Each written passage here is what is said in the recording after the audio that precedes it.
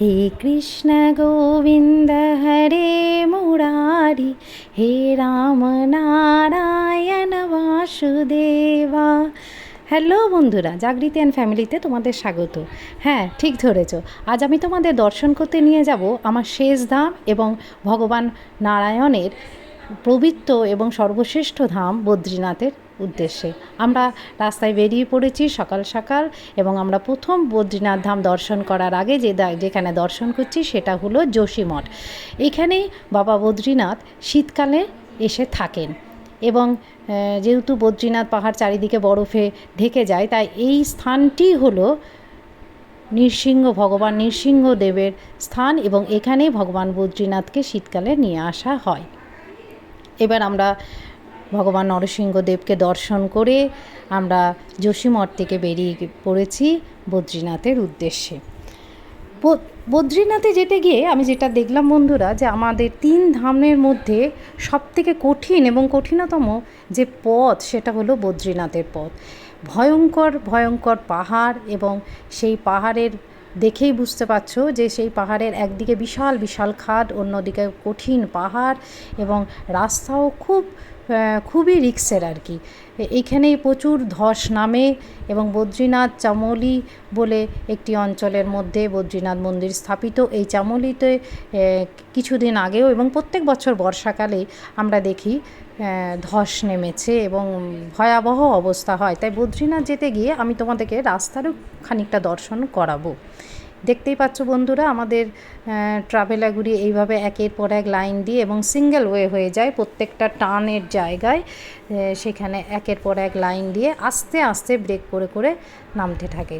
আগের 3 ধামে আমরা যেভাবে রাস্তা অতিক্রম করেছি বা গেছি, কিন্তু তার থেকে দেখছি বদ্রীনাথের রাস্তা সত্যিই খুব ভয়ঙ্কর এবং খুব দুর্গম, গাড়িতে হলেও দুর্গম।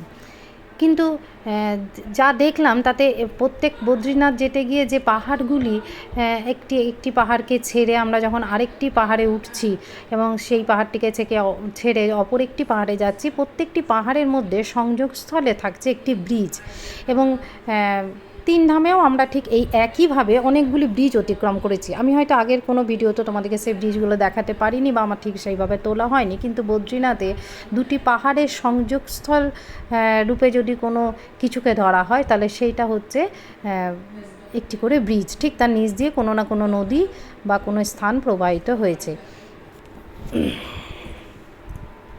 বদ্রীনাথের যে নদীটি আমরা দেখব, কেদারনাথে যেমন আমরা মন্দাকিনী নদীকে দেখেছি, বদ্রীনাথে আমরা পাশে নিয়ে উঠছি অলকনন্দা নদীকে। গঙ্গোত্রীতে মা গঙ্গাকে নিয়ে উঠেছি, যমুনোত্রীতে যমুনাকে নিয়ে উঠেছি, যমুনা নদী, এবং বদ্রীনাথে আমরা দেখছি অলকনন্দা নদী। যে অলকনন্দা নদীর প্রবল রূপ আমরা হয়তো বদ্রীনাথ মন্দিরে পৌঁছে গিয়ে দেখতে পাবো এবং তোমাদেরকেও আমি দেখাবো।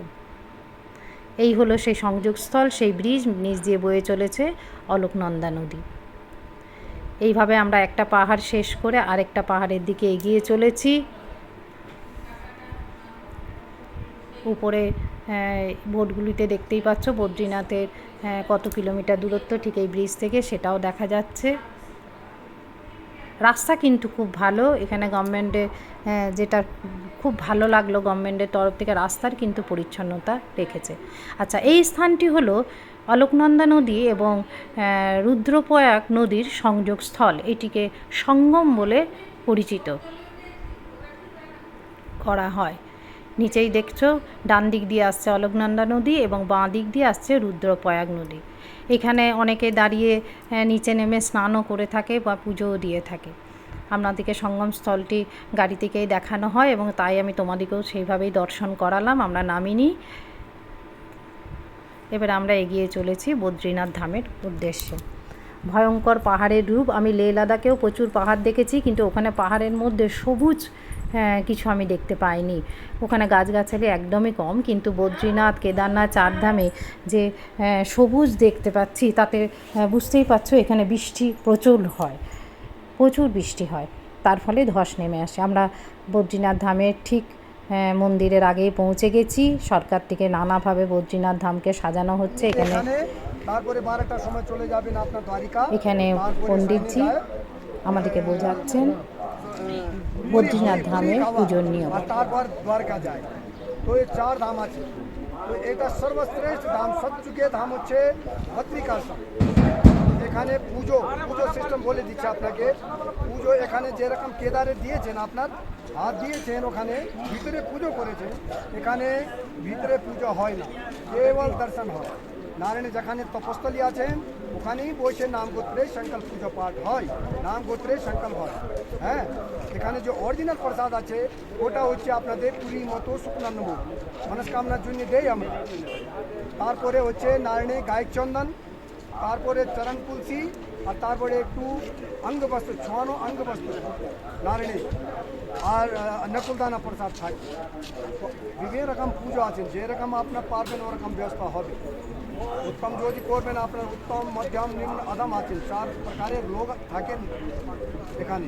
হ্যাঁ, তো কেউ উত্তম আছেন, কই মধ্যম আছেন, কই নিম্ন আছেন, কই আদম আছেন।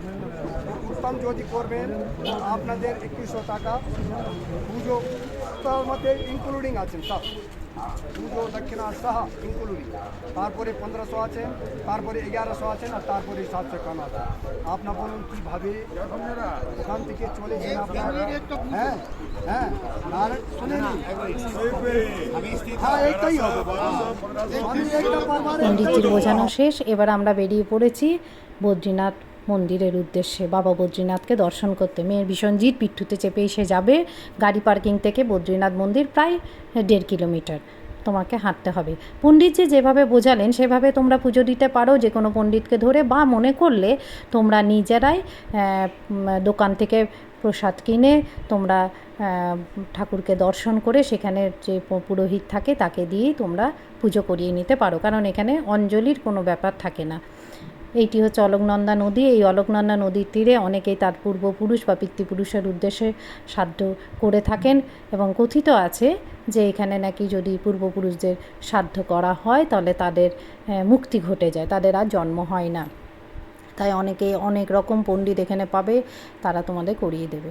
এইখানে আছে গরম কুণ্ড, চারিদিকে হিম শীতল জল, অলকনন্দা নদীর জল ছোঁয়া যায় না, অথচ সেইখানে সেই গরম কুণ্ড, যেখানে চারিদিকে শীতলতম জলের সত্ত্বেও একটি ছোট্ট কুণ্ডতে ভীষণ উষ্ণ, প্রায় 45 ডিগ্রি এইরকমই টেম্পারেচারে গরম জল তোমরা পাবে।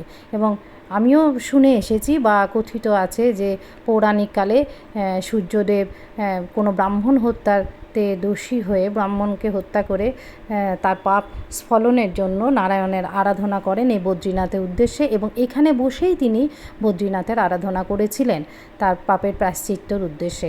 তাই এই জায়গায় বসে যে জল, সেই জলটি সূর্যদেব আরাধনা করেছিলেন বলে অত্যন্ত গরম। এই হচ্ছে অলকনন্দা নদী। আমার ছেলে অলকনন্দা নদীর জল নিচ্ছে, এবং অলকনন্দা নদীর যে ভয়ঙ্কর স্রোতের আওয়াজ সেটা তোমরা শুনলে। আমরা পৌঁছে গেছি মন্দিরে। মন্দিরের আমার পুজো দেওয়া হয়ে গেছে।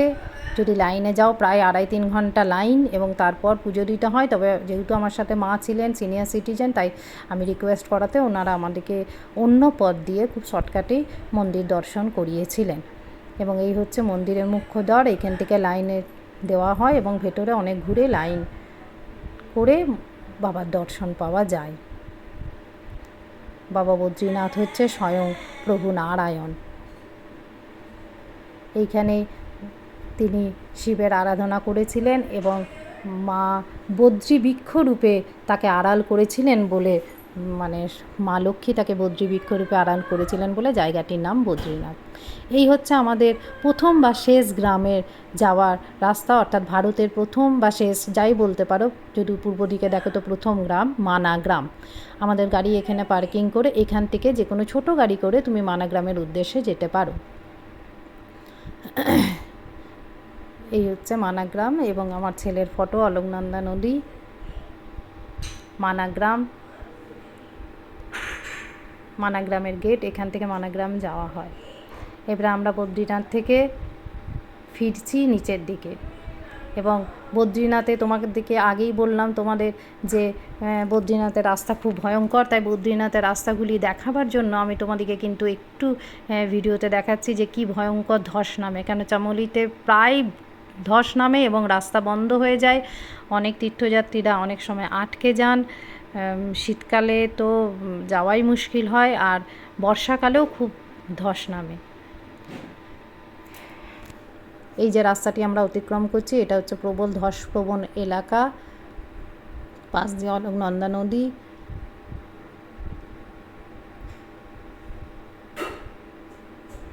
একটির পর একটি গাড়ি খুব সাবধানে ছাড়া হচ্ছে এবং এটাকে ওয়ান ওয়ে করে দেওয়া হয়। যখন খুব ভিড় হয় তখন ওয়ান ওয়ে করে দেওয়া হয়। সাধারণত প্রায় এটি ওয়ান ওয়েই থাকে। এই যে বিশাল পাহাড় দেখছো, এই পাহাড় থেকেই ধস নামে, বর্ষাকালে তো খুবই ধস নামে।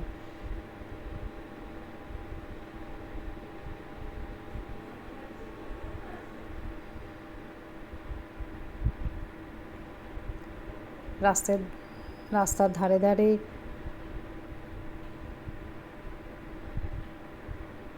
ধস সরাবার জন্য সমস্ত মেশিন তৈরি থাকে এবং এই পথ দিয়ে পাঞ্জাবিদের খুব পবিত্রতম স্থান হেমকুণ্ড গুরুদুয়ারা, সেখানে যাওয়া যায়। তাই তোমরা হয়তো দেখছো বাইকে করে করে অনেক পাঞ্জাবি ভক্তরাই হেমকুণ্ড গুরুদুয়ারার উদ্দেশ্যে যাচ্ছে। এই সেই ভয়ঙ্কর জায়গা যেখানে প্রায় ধস নেমে যায়। একদিকে ভয়ঙ্কর নদী, অন্যদিকে বিশাল কঠিন পাহাড় এবং ধস নামলে বুঝতেই পারছো খুব বিপজ্জনক পরিস্থিতির সৃষ্টি হয়। তাই একটির পর একটি গাড়ি খুব আস্তে আস্তে ওয়ান ওয়ে করে এই জায়গাটিতে পাঠানো হয়।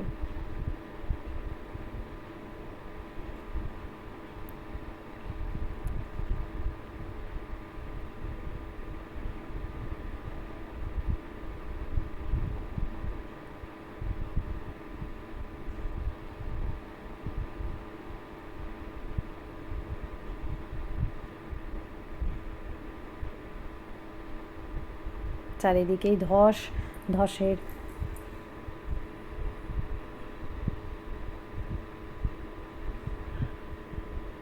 যে ভয়ঙ্কর রূপ সেটাও তোমাদেরকে আস্তে আস্তে দেখাচ্ছি বা দেখাবার চেষ্টা করছি।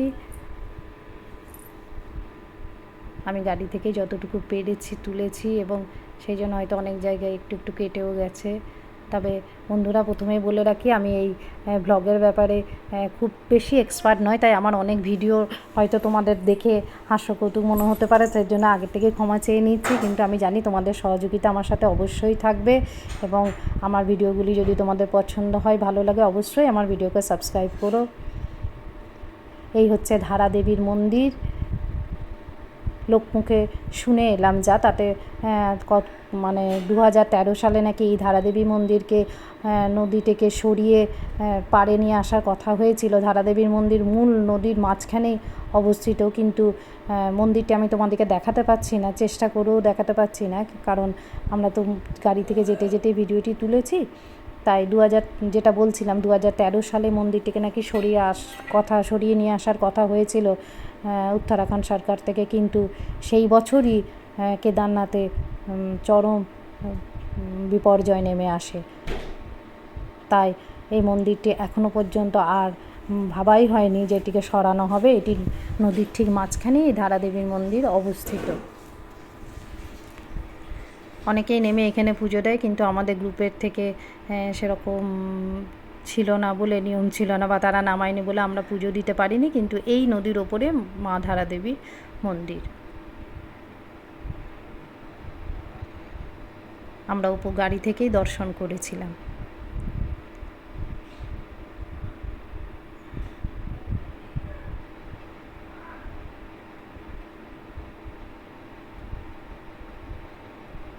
অনেকটা নিচে নেমে সিঁড়ি দিয়ে নিচে নেমে এবং নদীর ওপরে ব্রিজ আছে, সেই ব্রিজকে অতিক্রম করে মাকে দর্শন করতে হয়। এই গাড়িগুলি দেখছো পার্কিং করা আছে, এদের প্রত্যেকেই মায়ের দর্শনে গেছে, কিন্তু আমাদের সেই সৌভাগ্য হয়ে ওঠেনি, যেহেতু আমাদের গ্রুপের যে দেখানোর কথা ছিল সে তার মধ্যে এটি মানে লেখা হয়নি বা তারা দেখায়নি, যে কোনো কারণেই হোক বন্ধুরা, আমি ঠিক জানি না, গাড়ি এখানে থামানো হয়নি। এখানে অনেকে বোটিং করে। তবে এটি দর্শন করতে গেলে আমার যা মনে হয় মিনিমাম হাতে 2 থেকে 3 ঘন্টা নিয়েই নামা উচিত মাকে দর্শন করতে। এরপর আমরা আস্তে আস্তে নেমে যাচ্ছি বদ্রীনাথে। বদ্রীনাথে নেমে গেছি, আমাদের বিকেলের সকালে বেরিয়েছি, বিকেলে এসে পৌঁছেছি, বিকেলে জলখাবার রেডি, ব্রেড চপ হয়েছিল এবং প্রত্যেকেই খুব আনন্দ করে খুব নিশ্চিন্তে আজ যেন আমরা সমস্ত কিছু, আজ আমিও তোমাদেরকে খাবার বা আমাদের গ্রুপের যেভাবে সার্ভিস গৌরাঙ্গদা দিচ্ছেন বা আমাদের গ্রুপে যেভাবে সমস্ত কিছু সুন্দর একদম সুন্দর ভাবে সে সাজানো ছিল, খাওয়া দাওয়া প্রত্যেকটাই খুবই ভালো, সেটি আজ তোমাদেরকে দেখাতে পাচ্ছি। কারণ আমাদের চারধাম যাত্রা আজ সম্পূর্ণ হয়েছে, আমরা প্রত্যেকেই খুব খুব খুশি, চারধাম যাত্রা আমাদের সম্পূর্ণ হয়েছে। আমরা নেমে যাচ্ছি, পরের দিন সকালেই আমরা নেমে গেছি হরিদ্বারের উদ্দেশ্যে। অনেক পথ অতিক্রম করে আমরা ঋষিকেশ ঢুকে গেছি। এই যে দেখাচ্ছি বন্ধুরা, এই হচ্ছে লক্ষ্মণঝোলা। অনেক নদী দেখে এসে আবার সেই মা গঙ্গার কাছে এসে আমরা পৌঁছেছি। মা গঙ্গাকে স্নান সেরে মা গঙ্গার পুজো করে আমরা চারধামের উদ্দেশ্যে রওনা দিয়েছিলাম। আজ আবার ফিরে এলাম সেই মা গঙ্গার কাছে। আমাদের যাত্রা খুব খুব ভালো হয়েছে এবং আমাদের চার ধামের দর্শন গঙ্গোত্রী, যমুনোত্রী, কেদারনাথ, বদ্রীনাথ খুব সুন্দরভাবে হয়েছে এবং আমাদের গ্রুপের প্রত্যেকেই সুস্থ সবলভাবে ফিরে এসেছি। পরের দিন আমাদের একদিন হাতে সময় ছিল, পরের দিন আমরা গঙ্গা আরতি দেখেছি এবং গঙ্গা আরতি দেখে আমাদের সেদিন রাতেই ট্রেন ছিল রাত্রি 12টার সময় কুম্ভ এক্সপ্রেসে আমাদের ফিরে আসা আসানসোলে। গঙ্গা আরতি বন্ধুরা আমি যেটুকু দেখেছি তোমাদেরকেও দেখাচ্ছি, খুবই ভালো। 4টা থেকে এসে 4টার সময় যদি তুমি আসতে পারো তাহলে তুমি বসে দেখতে পারবে, না হলে কোনো জায়গা থেকে দাঁড়িয়ে, আমার দেখতে কোনো অসুবিধা হয়নি, কিন্তু আমি একটু দেরিতেই এসে পৌঁছেছিলাম। তবে যে কোনো জায়গা থেকে দাঁড়িয়ে মা গঙ্গার আরতি খুব সুন্দরই দেখতে পাবে। এবারে চলে এসেছি আমরা স্টেশনে, রাতের ডিনার সেরে আমরা প্রত্যেকেই নিজের নিজের লাগেজ নিয়ে স্টেশনে চলে এসেছি। এই হলো হরিদ্বার স্টেশন, এখান থেকেই আমাদের যাত্রা শুরু, আবার এই স্টেশনে আমাদের যাত্রা শেষ। এবারে যে যার বাড়ি ফেরার পালা। খুব সুন্দরভাবে আমাদের চারধাম যাত্রা সফল হয়েছে এবং আমরা প্রত্যেকেই খুব খুশি, প্রত্যেকেই খুব আনন্দ করেছি। আমাদের গ্রুপের প্রত্যেকটি মেম্বারই খুব ভালো ছিলেন, প্রত্যেক কাকিমা, বান্ধবীরা, প্রত্যেকেই কাকুরা ভীষণ এনজয় করেছি, ভীষণ আনন্দে, ভীষণ একত্রিতভাবে মনেই হয়নি এই কটা দিন যেন আমরা আমাদের গ্রুপের সাথে একটা ফ্যামিলিতে পরিণত হয়েছিলাম। হ্যাঁ, এই সব কিছুর মধ্যেই একটা তো খারাপ লাগবেই ফিরে আসা, তাই আমার চারধাম যাত্রা শেষ হলো। এই আমাদের গ্রুপের ছবি। হর হর মহাদেব।